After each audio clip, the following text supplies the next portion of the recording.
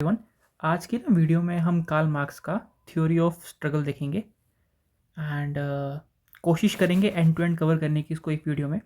Starting करते हैं उसके इंट्रोडक्शन में, जो आप लिख सकते हैं अपने पेपर में। हम लिखेंगे कि कार्ल मार्क्स के लिए जो क्लास स्ट्रगल है ना, वो उनके लिए इतिहास की वो शक्ति है जो समाज को आगे बढ़ाती है। कि बेसिकली क्लास स्ट्रगल वो पावर है ना जो सोसाइटी को आगे पुश करती है। उनकी द बुक है एक, द कम्युनिस्ट मैनिफेस्टो। उसमें वो लिखते हैं कि हिस्ट्री ऑफ द हिथेटो existing society is the history of the struggle.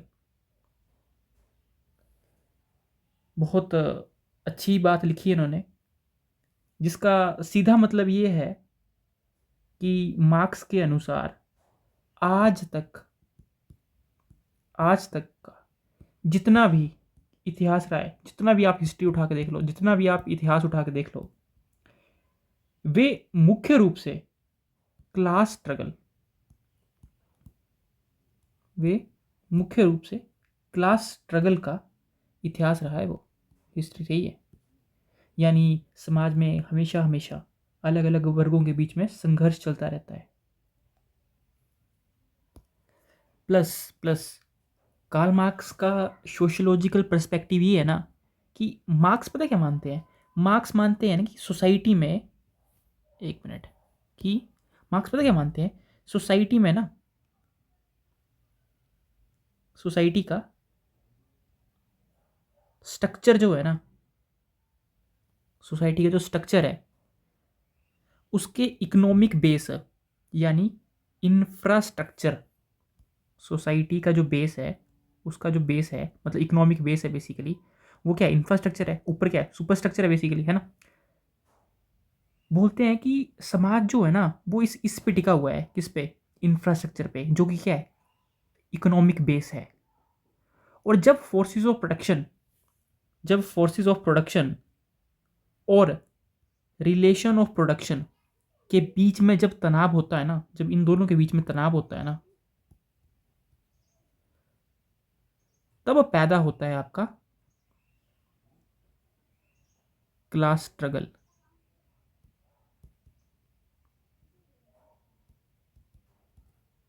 तब क्लास स्ट्रगल जन्म लेता है। तो ना हम कुछ यहाँ पे थिंकर ऐड करेंगे, जहाँ पे फर्स्ट थिंकर हम यहाँ पे ऐड करें जिसका नाम है जॉर्ज लुकेसिस। ये नियो मार्क्सिस्ट है। तो अगर नियो मार्क्सिस्ट पता क्या लोग हैं, मैं आपको बताता हूँ। देखो, नियो मार्क्सिस्ट वो लोग हैं जो मार्क्स के साथ हैं बेसिकली, लेकिन 20 शताब्दी तक आते आते उन्होंने खुद को अपडेट कर लिया है। तो एक्चुअल में वो लोग हैं जो मार्क्स के विचारक हैं बेसिकली, पर उन्होंने कार्ल मार्क्स की जो मूल थ्योरी है, जो मेन थ्योरी है बेसिकली, मूल थ्योरी है, उसको ना 20वीं शताब्दी तक आते आते उन्होंने अपडेट कर लिया है। क्योंकि जब मार्क्स ने ना भविष्यवाणी की थी कि जब मजदूर क्रांति करेंगे ना और जो पूंजीवाद है वो ख़त्म हो जाएगा, तो लेकिन पश्चिमी देशी जो देश थे उनमें कुछ ऐसा हुआ नहीं। तो उन्होंने सोचा कि तब जो नियो मार्क्सिस्ट है उन्होंने उनके कारणों को समझने की कोशिश की बेसिकली, और थ्योरी में कुछ बदलाव किए।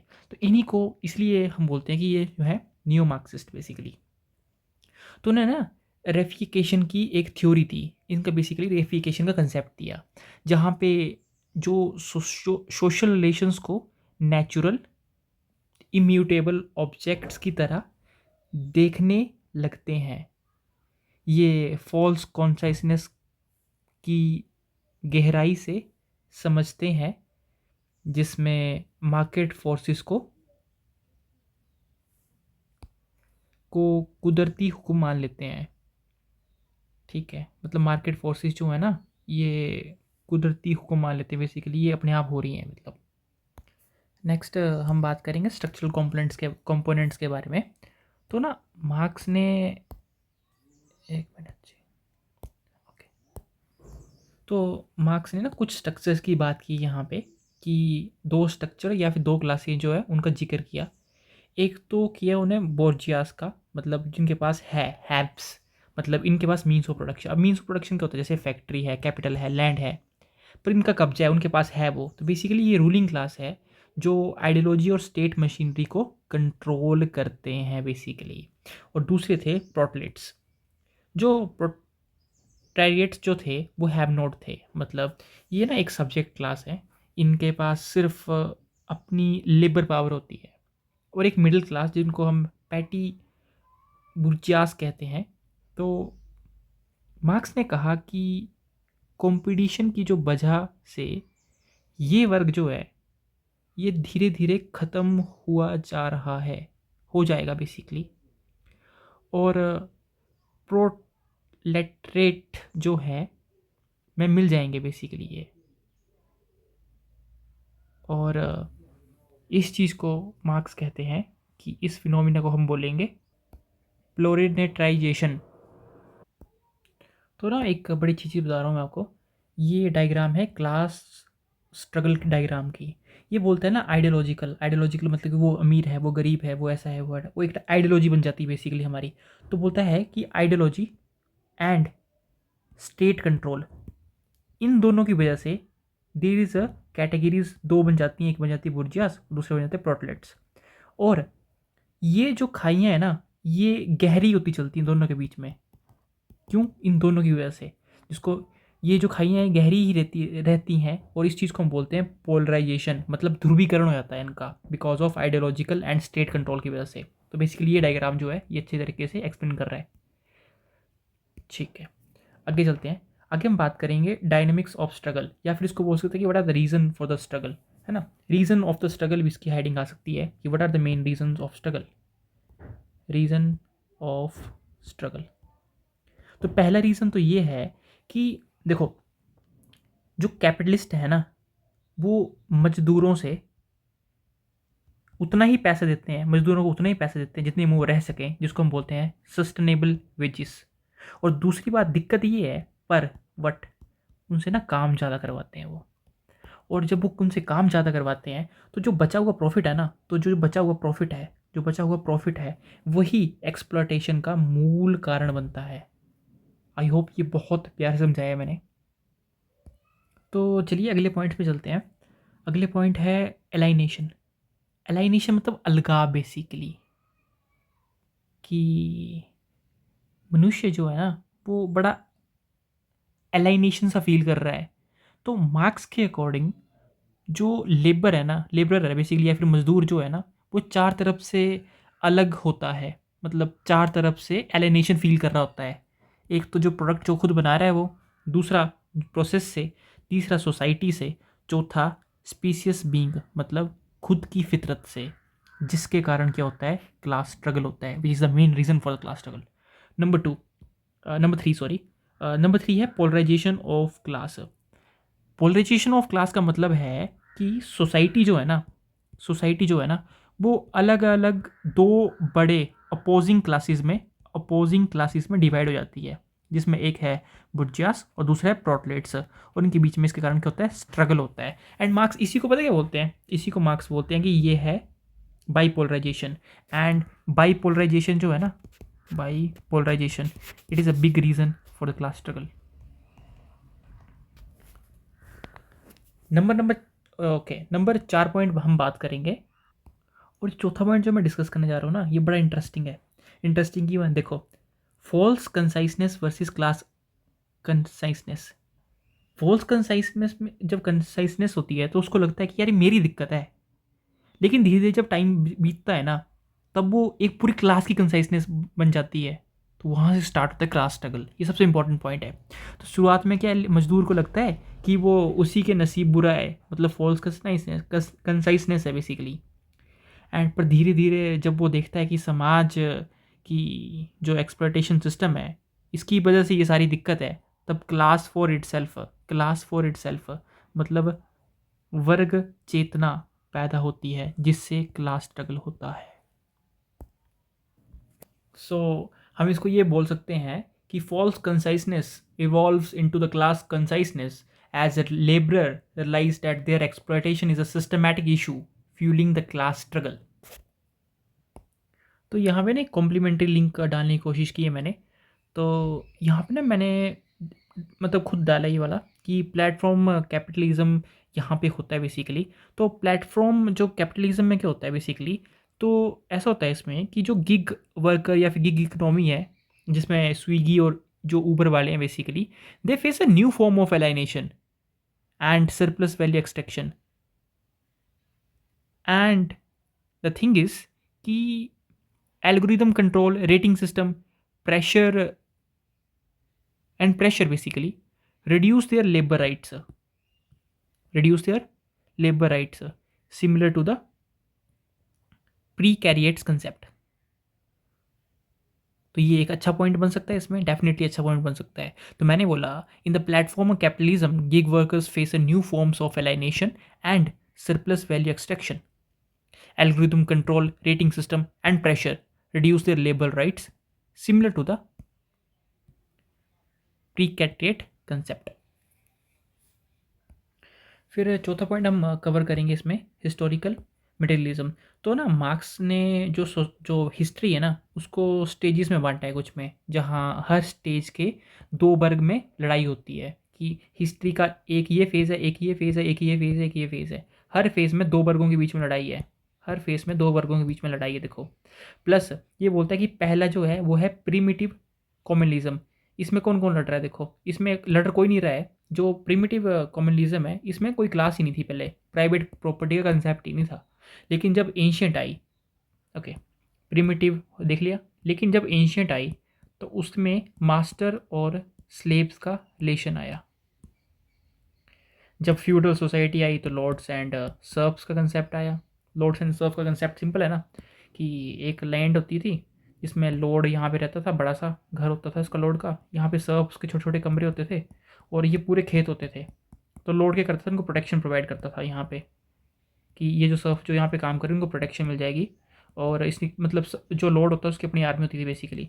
और ये सर्फ जो है वो इसकी लैंड में, लॉर्ड की लैंड में काम करते थे और इसको मतलब इसका कुछ हिस्सा देते थे। एंड जो सर्फ्स होते थे have right to work on their land. Plus capitalist society में देखो जैसे बुर्जियास और प्रोटलेट्स हो गया, फिर सोशलिज्म होता है, फिर कम्युनिज्म हो जाता है। मतलब क्रांति के बाद एक क्लासलेस और स्टेटलेस सोसाइटी बनती है बेसिकली। इसमें ना छोटा सा कंसेप्ट ऐड कर रहे हैं हम नीचे, जहाँ पे हम इसको बोलेंगे कि, तो हम यहाँ पे बोलेंगे कि मार्क्स के Asiatic mode of production. Marks, इसमें मार्क्स क्या विचार थे बेसिकली, तो मार्क्स ने बेसिकली इंडिया, चाइना जैसे देशों के लिए एक अलग एशियाटिक मोड का तरीका, मतलब का बेसिकली जिक्र किया बेसिकली। कि मार्क्स ने बोला कि भारत और चाइना में जो है इन देशों में एक अलग तरह का एशियाटिक मोड का जिक्र किया, जहाँ पे सेंट्रलाइज्ड स्टेट ने, जहाँ पे सेंट्रलाइज्ड स्टेट ने इरिगेशनल प्रोजेक्ट के लिए मजदूर, ओके, इसको एक काम करो, इसको ना एक काम करो, सिंपल कंसेप्ट बताता हूँ आपको, एक मिनट इस साइड आते हैं, इस पर यहाँ पे एक्सप्लेन करते हैं इसको।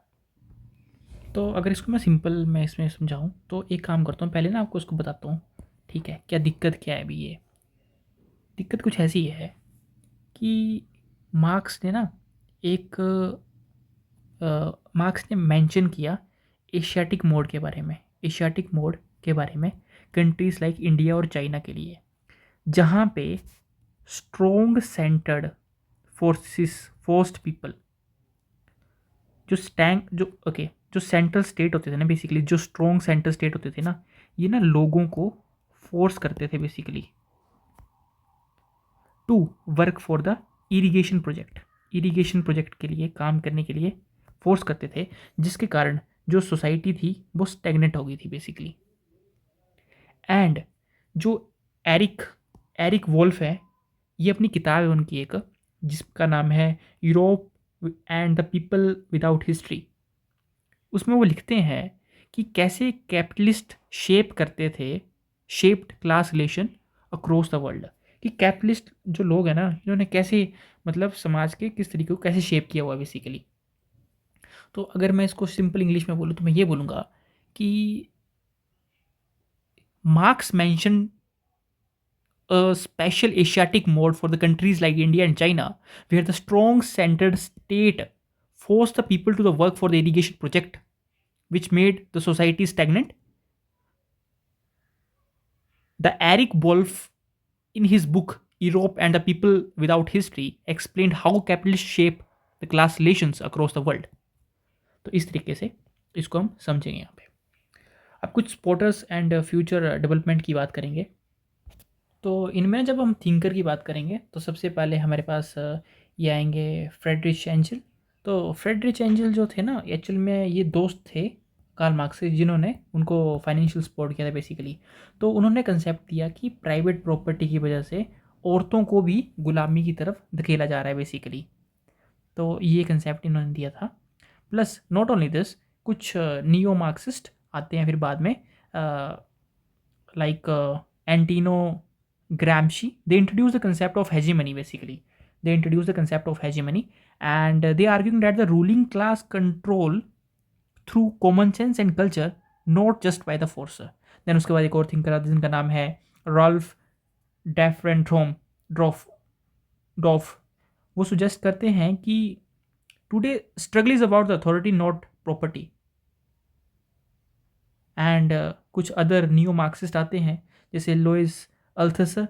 ही focused on ideological state apparatuses जो भी है, like schools that produce ruling class ideology. फिर हमारे पास यहाँ पे एक नए थिंकर आते हैं जिनका नाम है डेहनड्रॉफ। तो ये कहते हैं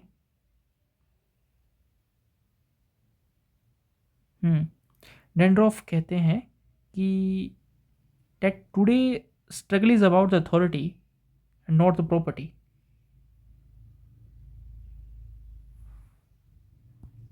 एक नए थिंकर आते हैं जिनका नाम था एंटिनो ग्राम्शी। तो वो बेसिकली ना एक नियो मार्क्सिस्ट थे। यस, तो इन्होंने वही हेजमनी का कंसेप्ट दिया था यहाँ पे। और ये जो मैंने आपको बता दिया कि उनके मुताबिक ना कि रूलिंग क्लास जो होती है वो सिर्फ डंडे के जोर पे नहीं, बल्कि कॉमन सेंस और कल्चर की जरिए भी लोगों के दिमाग पर कब्जा कर सकती है बेसिकली। ये तो देख लिया हमने डेंड्रॉफ। उन्होंने कहा कि आज आज का जो स्ट्रगल है ये प्रॉपर्टी के लिए नहीं है, बेसिकली अथॉरिटी के लिए, पावर स्ट्रक्चर कि किसके पास ज़्यादा पावर है। फिर लुइस अल्थसर ये कहते हैं कि आइडियोलॉजिकल स्टेट अपैरेटस का देते हैं, ISI का देते हैं बेसिकली। तो ये बोलते हैं कि स्कूल, फैमिली, मीडिया और जो रूलिंग क्लासेस की आइडियोलॉजी है को रिप्रोड्यूस करते हैं बेसिकली ये लोग। ठीक है। और जो वेलेस्टे ने देख लिया हमने कि ये वर्ल्ड सिस्टम थ्योरी देते हैं, तो इसमें बोलते हैं कि जो ग्लोबल कैपिटलिज्म का एनालिसिस कोर यानी डेवलप, पेरीफेरी मतलब एक्सप्लोरेटेड एंड सेमी पेरीफेरी देशों के बीच में वर्ग संघर्ष को दुनिया के स्तर पर देखता है। ओके, तो थोड़े से ये थिंकर्स यहाँ पे डाल दिए हमने। कुछ ना क्रिटिकली इवैल्यूएशन कर देंगे इसकी अब हम यहाँ पे, मतलब क्रिटिकली इवैल्यूएशन मतलब आलोचना करेंगे अब बेसिकली हम इसकी। तो ना यहाँ पे हम ना क्रिटिकल इवैल्यूएशन करेंगे, बेसिकली आलोचना करेंगे उसकी। तो सबसे पहले मैक्स वेबर बोलेंगे कि इन्होंने मार्क्स के ना इकोनॉमिक डिटर्मिनिज्म है उसको रिजेक्ट ही कर दिया। मार्क्स ने कहा कि क्लास, स्टेटस एंड पार्टी तीनों मिलकर इनइक्वालिटी बनाते हैं, सिर्फ पैसा ही सब कुछ नहीं है। फेमिनिस्ट बोलते हैं, ओके, फंक्शनलिस्ट में टालकोट पार्सन आते हैं, वो कहते हैं इन्होंने माना कि समाज जो है वो कॉन्फ्लिक्ट से नहीं बल्कि कोऑपरेशन और स्टेबिलिटी से चलता है। फेमिनिस्ट क्रिटिक्स आते हैं कि मार्क्स ने डोमेस्टिक लेबर यानी घर के काम को इग्नोर किया, जो कि कैपिटलिज्म को सपोर्ट करते हैं बेसिकली। तो basically feminist argue that the household work is an invisible engine of the capitalism. For example, okay, let's say example. For example, a wife cook and clean for the husband for the free because of her unpaid work. Na, husband can work for the 12 hours at the factory at for the lower wages. So the factory owner profit from the wife free labour without even paying her. तो क्या ये अच्छा example होगा? बिल्कुल एक अच्छा example होगा। ठीक है, नेक्स्ट चलते हैं। नेक्स्ट है न्यू मिडिल क्लास। तो न्यू मिडिल क्लास में क्या है कि मार्क्स की प्रिडिक्शन यहाँ पे गलत साबित हुई, बिकॉज आजकल के ज़माने में मैनेजर और वाइट कॉलर जो वर्कर्स है, एक बड़ा वर्ग है जो ना कैपिटलिस्ट है ना मजदूर है बेसिकली। तो बोल सकते हैं इसको कि marks thought society would split into the owner and worker, but he did not expect a massive middle class of managers, for example an IT manager। तो इसमें डाल सकते हैं एग्जाम्पल को। फिर कुछ हम यूपीएससी रेलेवेंस से इंडियन कॉन्टेक्स्ट में देख लेते हैं इन चीज़ों को। तो यहाँ पे एंड्री वेट्टे, तो यहाँ पे जो एंड्री वेटली जो है wrote about the complex link between the caste and okay wrote about the complex relation between the caste and class in India. He argued that both class and caste are very important for understanding the Indian society, showing that they are very deeply intertwined and not separated. On the another hand, Dipinder Gupta. Dipinder Gupta, on the other hand, argued that the India caste is more dominant and influence than the class. He believed that the caste often override the class distinctions in shaping social reality and hierarchies. उसके बाद N एंडलोइन को एक classical Marxist Leninist वर्ग संघर्ष पे के रूप में देखा जा सकता है, जिसमें semi feudal, semi colonial colonial analysis के प्रयाग हुए। रूरल अर्बन डिवाइड भी सरप्लस वैल्यू एक्सट्रैक्शन का एक रूप है। किसान से सस्ता अनाज लेके महंगा सामान बेचना। कंक्लूजन लिखेंगे लास्ट में, तो लास्ट में इसको कंक्लूड करेंगे एक अच्छे तरीके से। बोलेंगे कि मार्क्स की कुछ बातें आज के इस बदलते दौर में भी अधूरी लग सकती हैं, लेकिन क्लास का कंसेप्ट आज भी इनइक्वालिटी और सोशल मूवमेंट को समझने के लिए सबसे मजबूत टूल है। जबकि वेल्थ का अनइक्वल डिस्ट्रीब्यूशन रहेगा, जब तक वेल्थ का अनइक्वल डिस्ट्रीब्यूशन रहेगा, मार्क्स की थ्योरी रेलेवेंट रहेगी।